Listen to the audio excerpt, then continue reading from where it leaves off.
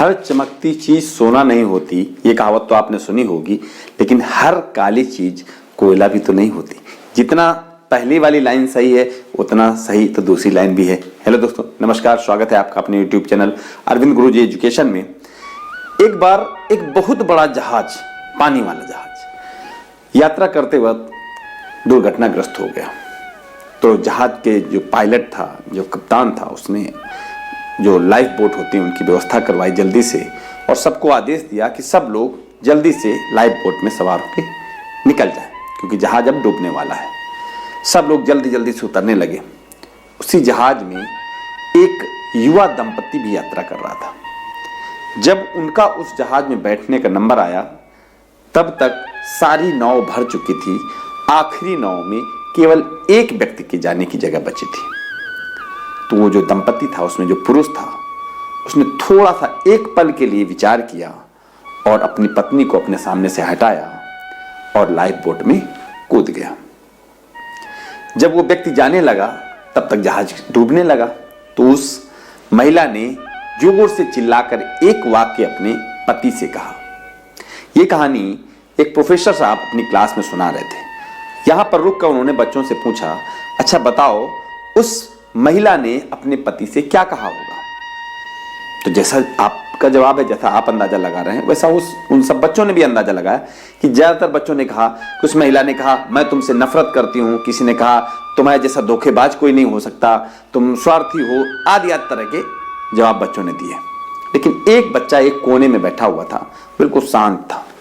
तो प्रोफेसर साहब उस बच्चे के पास भी गए और उससे पूछा कि आप बहुत शांत हो, आप जवाब नहीं देंगे, आप बताओ उस महिला ने क्या जवाब दिया होगा?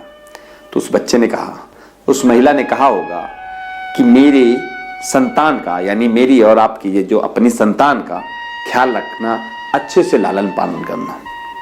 तो प्रोफेसर साहब चौंक गए कि आपने ये कहानी पहले से सुनी थी क्या?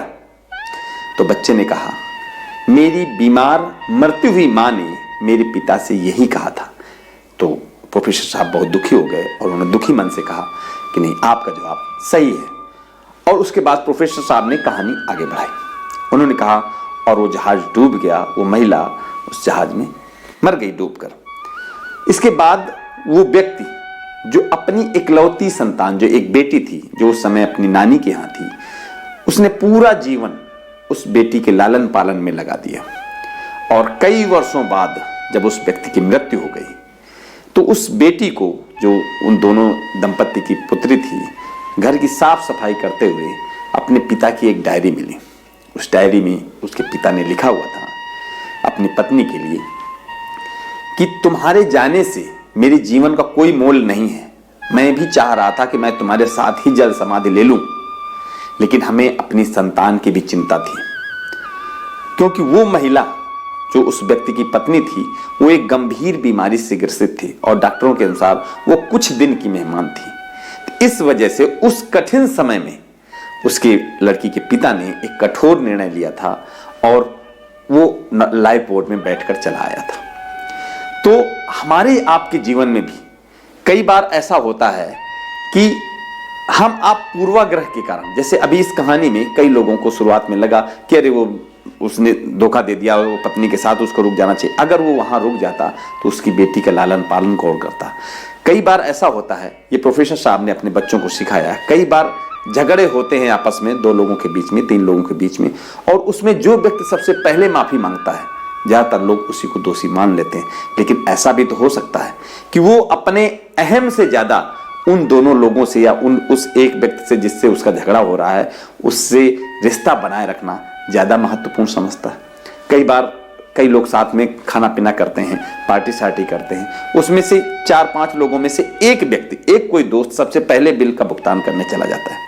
तो इसका क्या मतलब होता है कि हो सकता है कि उसकी जेब में पैसे बहुत ज्यादा हों, या ये भी तो हो सकता है कि पैसों से ज्यादा अपने दोस्तों की दोस्ती को ज्यादा महत्व देता हो। जीवन में सबको कई बार निर्णय लेने का मौका मिलता है, और हम आप अगली बार जब निर्णय लेंगे तो अपने पूर्वाग्रहों का ठप्पा किसी के ऊपर नहीं लगाएंगे, क्योंकि हो सकता है कि जो हम आपने पहले हमारे आपके साथ पहले हुआ हो, वैसा व्यवहार उस व्यक्ति का ना हो, क्योंकि अक्सर आंखों देखी और कानों सुनी बातें भी गलत हो जाती हैं। तो अगली बार जब हम आप कोई निर्णय पर पहुंचेंगे तो कम से कम उस मुद्दे की गहराई तक जरूर जाएं। अगर ये कहानी आपको अच्छी लगे तो अपने दोस्तों के साथ शेयर जरूर करिए। धन्यवाद।